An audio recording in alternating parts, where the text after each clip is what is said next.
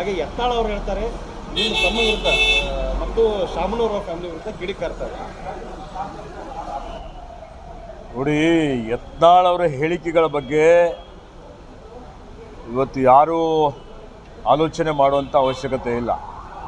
ಅವರು ಕಾಲಕ್ಕೆ ಯಾವ ಭಾಷೆ ಉಪಯೋಗ ಮಾಡ್ತಾರೆ, ಯಾವ ರೀತಿ ಹೇಳಿಕೆಗಳು ಕೊಡ್ತಾರೆ ಅನ್ನುವಂಥದ್ದು ಇಡೀ ಕರ್ನಾಟಕ ರಾಜ್ಯದ ಜನತೆ ಅರಿತುಕೊಂಡಿದ್ದಾರೆ. ಹೀಗಾಗಿ ನಾನು ಅದ್ರ ಬಗ್ಗೆ ಯಾವುದೇ ಪ್ರತಿಕ್ರಿಯೆ ಕೊಡಲಿಕ್ಕೆ ಹೋಗೋದಿಲ್ಲ. ಚಳಿಗಾಲದ ಅಧಿವೇಶನ ಪ್ರಾರಂಭ ಆಗಿದೆ.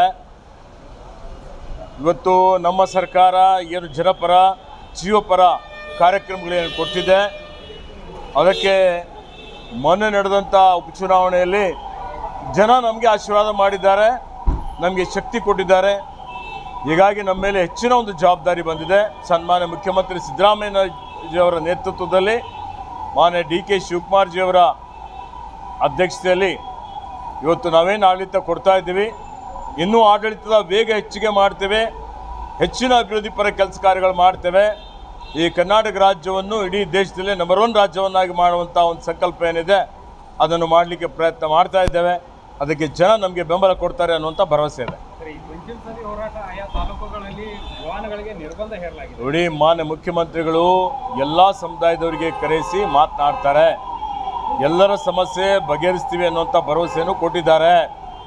ಸರ್ವರಿಗೂ ಸಮಬಾಳು, ಸರ್ವರಿಗೂ ಸಮಪಾಲು, ಇದು ನಮ್ಮ ಸರ್ಕಾರದ ಧ್ಯೇಯೋದ್ದೇಶ. ಹೀಗಾಗಿ ಎಲ್ಲ ಸಮುದಾಯದವ್ರನ್ನ ಜೊತೆಲಿ ತೆಗೆದುಕೊಂಡು ಹೋಗುವಂಥ ಕೆಲಸ ಕಾಂಗ್ರೆಸ್ ಪಕ್ಷ ಮಾಡ್ತಾ ಬಂದಿದೆ, ನಮ್ಮ ಸರ್ಕಾರನೂ ಮಾಡ್ತಾ ಬಂದಿದೆ.